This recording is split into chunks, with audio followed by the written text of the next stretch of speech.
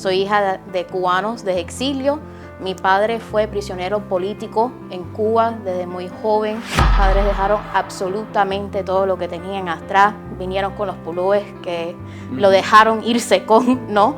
Con lo que tenían puesto nada más. Con lo que tenían puesto. Inmediatamente eras o un racista, o te decían, bueno, si eres hispana, te debes quitar ese orgullo que tú tienes, nos representas nuestra comunidad. Claro. Y yo le dejaba saber, mira, si no te gusta, no me tienes que escuchar, no tienes que venir a la reunión. Nosotros estamos hablando, expresando nuestra primera enmienda que este país no ha dado, o dejo que las opiniones de otras personas no me dejen expresar mis opiniones, o lo hago. Los momentos, porque han sido varios, que me han impactado en mi tiempo aquí en Libre ha sido escuchar las historias de no solamente los empleados de Libre, pero los voluntarios. Las historias de libertad todos, de cada uno, ¿no? De cada uno. Tienes que tomar la oportunidad al frente de ti. No se te va a dar una segunda vez, no se te va a dar una tercera vez. El riesgo que tú tomes hoy te puede pagar mucho en tu futuro. No dejes que ese no te pare tu futuro. Realmente, un no es mejor que un no sé. Bienvenidos a Sabor a Freedom, el espacio donde celebramos la libertad y las voces que se atreven a destacar en la multitud. Con ustedes, nuestro anfitrión, César Grajales. Bienvenidos a Sabor a Freedom, el podcast patrocinado por la Iniciativa Libre, donde resaltamos historias de éxito de nuestra comunidad, gente que está abriendo puertas, gente que está logrando el sueño americano o ayudando a que usted logre su sueño americano. Hoy nos acompaña una joven que representa el futuro del liderazgo en los Estados Unidos. Stephanie Torres ha trabajado desde el Partido Republicano, campañas políticas y hoy lidera esfuerzos comunitarios como subdirectora de Grassroots en la Iniciativa Libre. Primera generación cubanoamericana, nacida y criada en la bella ciudad de Miami, Stephanie fue becaria Stamp Scholar en Berry University y se graduó en Ciencias Políticas. Pero más allá de su hoja de vida, lo que la distingue es su pasión por abrir caminos y ayudar a otros a alcanzar el sueño americano. Eso mismo que inspiró a sus padres a dejarlo todo por vivir en la libertad. Hoy, en Sabor a Freedom, hablaremos con Stephanie sobre liderazgo joven, activismo, comunidad y por qué, para ella, servir es una forma de honrar sus raíces. Con esto recibimos a Stephanie Torres. Stephanie, bienvenida a Sabor a Freedom. Un placer, muchas gracias por tenerme aquí en el programa, César. Bueno, el placer es nuestro, contentos de estar aquí y sobre todo que nos acompañes el día de hoy. Stephanie, ¿cómo la historia de tus padres ha influido en ti y sobre todo en lo que hoy te has convertido profesionalmente? ¿Cómo son esos comienzos, las raíces que al final del día vienen, la historia que viven tus padres? Claro que sí, y diría que me impacta mucho de quién yo soy en el día de hoy. Ha influenciado bastante quién yo soy, como mencionaste anteriormente. Soy hija de cubanos de exilio. Mi padre fue prisionero político en Cuba desde muy joven. Hacía parte de protestas contra el régimen, sufrió un poco de las consecuencias de eso. Su familia fueron lo que se consideraron en el régimen planteados en la isla de Juventud, que fue uno de los terrores más grandes que prisioneros políticos sufrieron en Cuba. Y cuando llega a exilio a Estados Unidos, trae esa historia con él, ¿no? Porque la importancia de tener un gobierno limitado, un gobierno que no te juzgue por pensar diferente es muy esencial y que te dé el derecho de la libertad de expresión, algo tan sencillo, ¿no? Y de parte de madre, una historia muy similar, una historia donde su familia también eran activistas y trataron de, obviamente, tener un país democrático y eso informó mucho de mí, me influenció mucho. Obviamente escuchando esa historia que mis padres dejaron absolutamente todo lo que tenían atrás, vinieron con los pulúes que lo dejaron irse con, ¿no? Con lo que tenían puesto nada más. Con lo que tenían puesto, ni tan siquiera con dinero cubano, venir a un país sin nada. Y eso me influenció mucho, que tenemos algo que se llama el sueño americano, de tener un gobierno que por lo menos te deja tener la oportunidad de crecer personalmente y profesionalmente. O incluso también la oportunidad de estar en desacuerdo y no tener que ir a la cárcel si uno está en desacuerdo, o convertirse en en un objetivo político Sí. de los gobiernos que simplemente oprimen a su pueblo. ¿Cómo fueron esos años creciendo en esta casa con unos padres que claramente habían vivido una situación difícil de persecución política en Cuba? ¿Qué escuchabas, por ejemplo, el domingo en casa al desayuno? ¿Cuáles eran las conversaciones que fueron influyendo en lo que eres hoy como activista política? Yo crecí escuchando mucho de Oscar Alza, María Elvira, una congresista actualmente, Radio Mambí, escuchaba eso mucho cuando pequeña, incluso había días que sabíamos que iban a llegar botes de personas desde Cuba y yo miraba el programa y lo escuchaba y yo diciendo, bueno, por lo menos llegó una persona más que se liberó de un régimen tan horrible y de regímenes realmente a través del mundo como Nicaragua, Venezuela y otros lugares. Eso tuvo una influencia bien grande en quien yo soy hoy. Obviamente formó de una persona que quería ser activista política, ¿no? Una joven que no quería tenerle temor a su gobierno, de abocar por leyes que ayudaba a la comunidad a llegar a su sueño americano, abocar por esas personas y llegarlo a su sueño americano, que no dependa de nadie más para poder hacerlo. Stephanie, nuestra comunidad es una comunidad muy variada. Sí. Y depende del estado donde viva la persona en Estados Unidos o la ciudad incluso. La idiosincrasia del hispano en esa región cambia, tiene ciertas particularidades. ¿Cómo fue o cómo es para un joven, primera generación, nacido en los Estados Unidos, crecer en Miami dentro de la comunidad cubana y cubanoamericana, ¿no? ¿Cómo es esa experiencia? Esa experiencia es única, porque realmente las historias que nos atraen aquí, especialmente aquellos que son primera generación, hay hasta chistes que me hacían en elemental, ¿no? Que yo era la primera traductora de mi familia, cosas así, porque realmente es el rol que uno da como hijo, ¿no? Sí. Especialmente con padres que no tenían la oportunidad de aprender Claro, inglés. O que el inglés no es su primera lengua. Exacto. Tuve muchas de esas experiencias, es una experiencia única, ¿no? Porque hay ciertos temores que tus padres traen con ellos de una experiencia particular. ¿Podríamos asegurar y asumir que el primer trabajo de Stephanie fue traductora? Sí, creo que en el resumen lo debo poner. Sí, exacto. Por 25 años. Exactamente, eres muy joven y puedes colocar 6 años traductora de la familia Torres, ¿no? Sí, debo hacer eso y para otras familias también Ay, para ofrecía otras familias. mi servicio gratuito.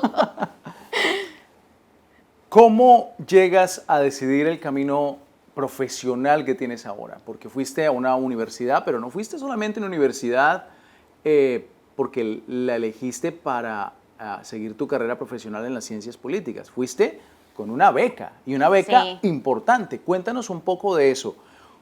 ¿Cómo ganas esa beca? Pero también si lo que hemos venido hablando acerca de ese activismo político de la familia fue lo que inspiró y tomar esa decisión de estudiar ciencias políticas. Cuéntanos cómo fue ese camino profesional, académico y sobre todo el tema de la beca.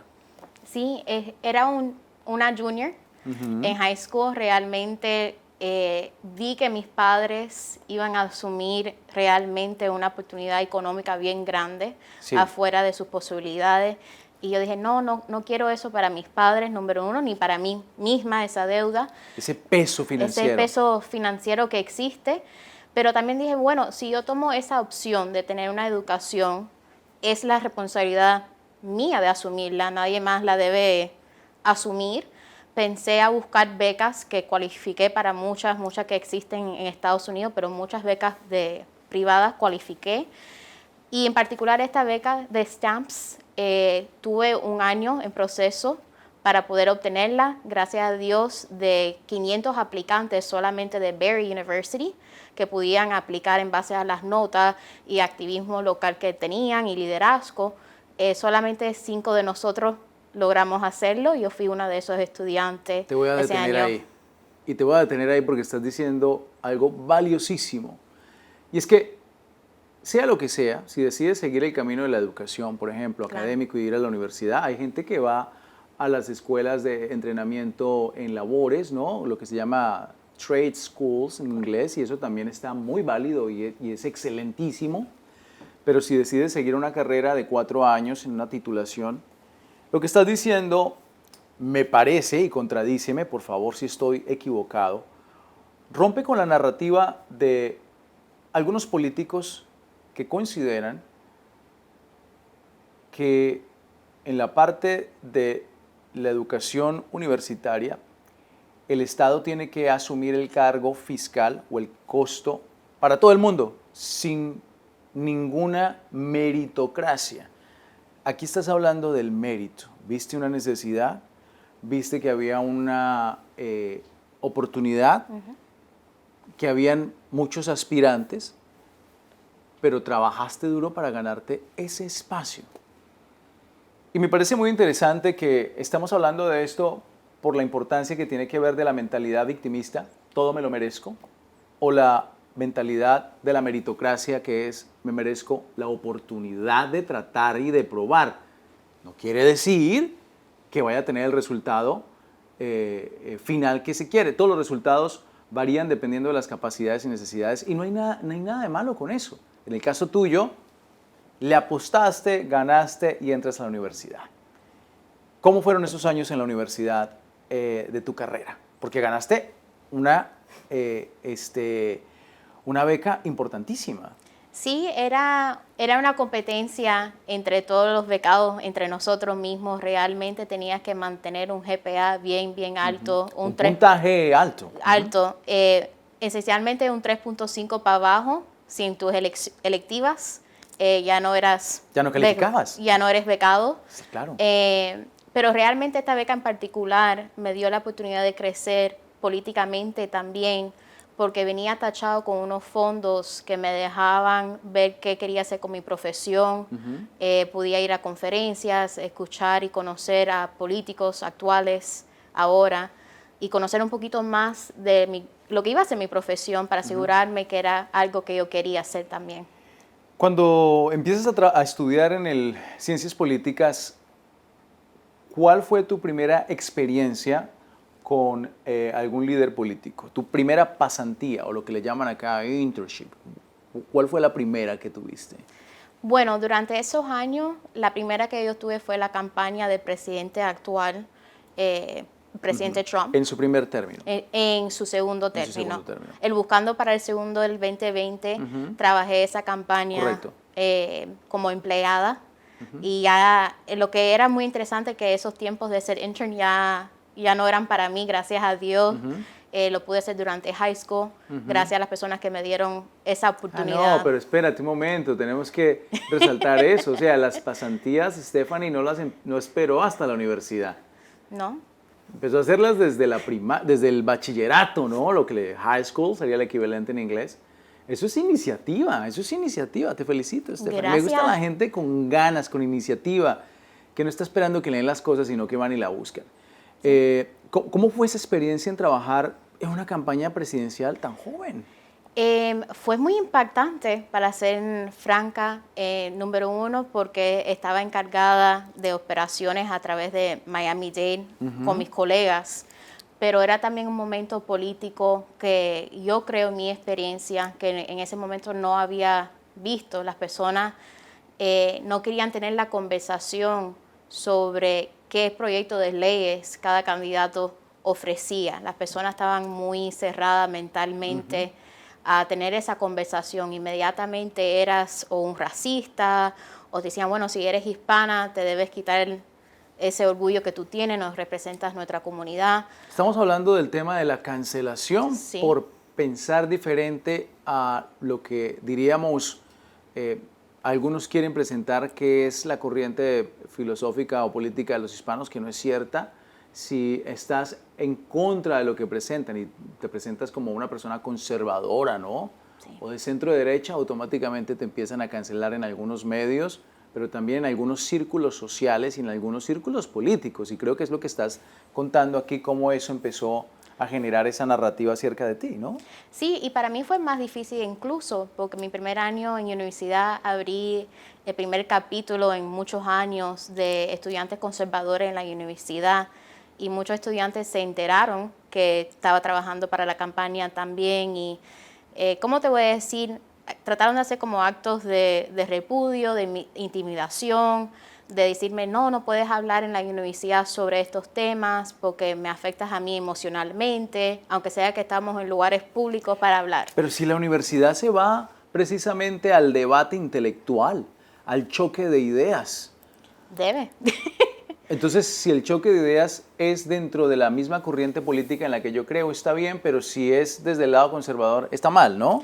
Está mal, si le preguntas a unos profesores, yo estaba en lo incorrecto de ofrecer mi opinión, que tengo el derecho de cuál ser. Claro. Y yo le dejaba saber, mira, si no te gusta, no me tienes que escuchar, no tienes que venir a la reunión, nosotros estamos hablando, expresando nuestra primera enmienda que este país no ha dado. Y eso era algo que yo no lo iba a dejar ir, especialmente por la historia de mis padres. Lo vi como un momento, bueno, este momento me define a mí como una persona, o dejo que las opiniones de otras personas no me dejen expresar mis opiniones, o lo hago. Qué valiosísimo lo que acabas de decir. Y aunque había un grupo que ya has presentado acá que no quería que tú expresaras tu punto de vista, ¿qué descubriste en ese ejercicio de libertad de expresión? Hubo jóvenes que sí querían y dijeron, ¿sabes qué? Yo quiero ser parte de eso. Muchos estudiantes venían en secreto a pararse en la parte de atrás de la aula donde teníamos los momentos. En secreto. Quiere decir que en esta universidad y probablemente en otras, hay jóvenes que piensan de manera conservadora o de centro derecha que se sienten intimidados. Sí. Era mi experiencia. Los estudiantes venían a frente de mí después de una reunión y sí que refrescante era que otra persona estaba enseñando el otro punto político o que ellos se definían con el movimiento conservador, pero no lo podían expresar porque tenían miedo que los profesores o le hicieran algo a sus notas o hacerle la vida un poco más difícil en la universidad. Terrible. ¿Qué tan grande terminó siendo tu grupo ahí en la universidad? Siendo una área en Miami Shores que es mayormente de la izquierda, bastante bien grande, éramos un grupo de 80 estudiantes al final. ¡Wow! Yeah. Es un número enorme teniendo en cuenta sobre todo los retos que enfrentaste y supongo que se quedaron algunos alumnos que de todas maneras expresaban su interés pero que no se unieron porque seguían quizá intimidados con las represalias que pudiera tomar esa universidad. Pasa el tiempo, trabajas en esta campaña. Pero ¿cómo pasas del activismo dentro del Partido Republicano o la campaña que estabas trabajando y luego cómo transicionas a la Iniciativa Libre? ¿Cómo encuentras esta organización que es el patrocinador de este podcast Sabor a Freedom? ¿Cómo encuentras la Iniciativa Libre? Bueno, da la casualidad que estuve trabajando con muchas personas que se asociaban con Libre, lo que nunca supe lo que era Libre. Y cuando terminó la campaña con el partido estatal en el 2022, una amistad me dice, mira, hay una posición abierta en Miami, incluso nuestras oficinas están arriba de lo que eran las oficinas tuyas, ¿te gustaría trabajar para una organización que no solamente está ahí 6 meses antes de una campaña? Yo sé que eso es lo que más te frustra, ¿no? Y yo le dije, bueno, ¿existe tal organización que sea un año entero? Permanente, que esté con la comunidad, que no la abandone, que haya en crecimiento personal con esa comunidad? Encontré a Libre, apliqué y aquí estamos. Y te voy a decir algo, Stephanie, la gente atentos porque el próximo verano, el próximo año, 2026, Libre cumple 15 años. Y la Iniciativa Libre celebrará su quinceañera. Pronto, atentos aquí a Sabor a Freedom y a la página de la Iniciativa Libre que aquí en este momento está saliendo, porque información acerca de la quinceañera de la Iniciativa Libre va a estar aquí, donde vamos a celebrar, donde puede participar con nosotros, pero ya vienen los 15 años de la Iniciativa Libre, donde ha pasado muchísima gente que hoy está también en cargos importantes, estrellas, incluyendo por ejemplo Rachel Campos Duffy, que hizo parte de Libre al comienzo y ahora es una estrella de Fox News y Fox Noticias. También en su momento pasó por aquí el que es el actual embajador de los Estados Unidos en Panamá, el embajador Kevin Cabrera, también hizo parte en algún momento de la Iniciativa Libre. figuras en otros estados que hacen parte del Congreso Federal. Tú, que haces parte ahora de la Iniciativa Libre y que también tienes un futuro importantísimo. Así que los 15 años de la Iniciativa Libre ya pronto vienen. Exactamente, ¿qué haces ahora en la Iniciativa Libre, Stephanie? ¿Cuál es tu rol y qué es lo que haces? Sí, actualmente soy directora de las operaciones de la Iniciativa Libre en la Florida, particularmente para el sur de la Florida, que actualmente tenemos operaciones aquí en Miami, estamos expandiendo un poquito más hacia Broward, pero realmente lo que yo hago es día a día asegurarnos que nuestros directores de comunidad están con la comunidad educándolos sobre leyes y proyectos de leyes que estamos a favor, y a veces teniendo las conversaciones y charlas de por qué te debes sumar a esa conversación o qué es lo que hay en el proyecto de ley que a lo mejor no te gusta, ¿no? Pero qué es lo que existe ahora mismo para ayudar a tu sueño americano, a tu familia y que te impacte a ti. La Iniciativa Libre tiene capítulos por varias partes del país, pero estamos hablando específicamente del estado de la Florida, específicamente de la ciudad de Miami. Sí. Stephanie, ¿dónde está ubicada la oficina de la Iniciativa Libre? Sí, literalmente estamos a frente del City Hall de Miami Lakes. Fácil de ubicar, y para ustedes, amigos, aquí está apareciendo en este momento la dirección para que usted vaya y se va a encontrar con Stephanie y con todo el equipo. Oiga, la oficina está espectacular, por cierto. Gracias. Súper chévere, súper cozy. No, en serio, ¿eh? Incluso tienen su cafecito, tienen un área, una esquinita allá. Si usted se quiere relajar, nada más pensar, meditar, allí puede ir o leer un buen libro. ¿Qué tal Milton Friedman? ¿Qué tal Mises? Allí puede venir y leerlos, ¿no? Y los tenemos ahí. Ahí están. Ahí están. Pero si quieres jugar dominó, también tenemos un espacio. Exactamente, porque es que el dominó también hace parte de nuestra comunidad. ¿Y qué tal un cafecito y un pastelito de guayaba? Ay, qué rico. ¿Verdad? Ahí también, sí, ¿no? Sí, ahí también. Stephanie, en la política y en el trabajo social, todos los días son diferentes. Sí. Nunca es aburrido. Pero, ¿cuál sería ese momento que te ha marcado durante el tiempo de trabajar en la Iniciativa Libre? Wow. Si tienes que elegir uno o algunos o algún episodio que tú digas, oye, esto me emocionó ser parte de esto, me ha gustado. Y yo te voy a decir los momentos, porque han sido varios, que me han impactado en mi tiempo aquí en Libre, ha sido escuchar las historias de no solamente los empleados de Libre, pero los voluntarios. Las historias de todo, de libertad todos, de cada uno, ¿no? De cada uno. Y te lo digo porque nuestras historias me he dado cuenta que muchas tienen que ver con el concepto de libertad, de pensar diferente, pero es tan interesante de ver cómo esa misma situación es tan diferente en otras personas y porque ellos quieren asegurarse que sus familias aquí en Estados Unidos no pasen por esa situación. Stephanie, el trabajo comunitario es extraordinario y transicionando a otro tema importante. ¿Qué retos enfrentas como mujer joven, conservadora, sobre todo en espacios donde a veces pues podrían silenciar tu voz, pero cómo te enfrentas a eso, ¿no? Voy a hablar muy breve sobre ese tema, en la forma más concisa, ¿no? Es que tienes que estar ahí, porque si no, nadie no va a estar ahí, en ese cuarto, para dar tu opinión. Te tienes que enfrentar a la idea que no vas a ser el amigo de todo el mundo, que no todo el mundo le gustas tus ideas, cómo traer soluciones para el país. Pero si tú no vas, ¿qué otra voz va a estar en ese cuarto? Y realmente así es como yo he tratado de mirarlo, aunque sea que sean lugares que yo sé que mis ideas no son bienvenidas.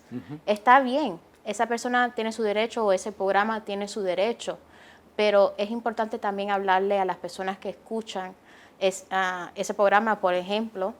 ¿Por qué? Porque si no, la audiencia de ellos nunca va a escuchar nuestro mensaje. Stephanie, eres muy joven, has logrado muchísimas cosas. ¿Cómo se puede conectar con los jóvenes desde tu perspectiva? ¿Qué es lo que le hace falta al movimiento de centro-derecha, al movimiento conservador, para realmente conectar con los jóvenes? Pareciera que a veces hay una desconexión. ¿Es el mensaje? ¿Es cómo se presenta el mensaje? ¿Es la narrativa? ¿Tú qué crees que es y cómo se puede mejorar eso? Creo que a veces puede ser la narrativa. Okay. A veces nosotros no lo estamos expresando a lo que de verdad le impacta a la juventud. Te voy a ser sincera, personas de mi edad, realmente vivimos con la recesión que durante los años 2008 la economía es algo muy crucial para las personas de mi edad, poder llegar a ese sueño americano que nuestros padres pudieron llegar y hacer, ¿no? Y poder replicarlo de nuestra parte. Esencialmente, ese mensaje creo que realmente toca a personas jóvenes como yo, porque vimos lo que nuestros padres, nuestras familias vivieron esencialmente en una recesión económica.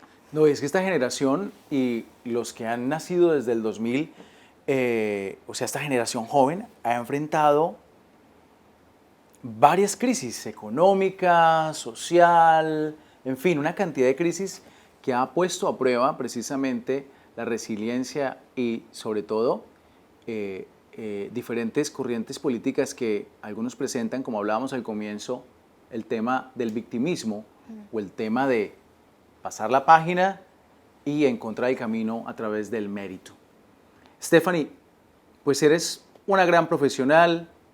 Aquí en la Iniciativa Libre, obviamente, reconocemos todo tu trabajo, tu labor, y nos encantaría que estés aquí mucho más tiempo, pero es obvio que también, como gran profesional, tienes otros sueños.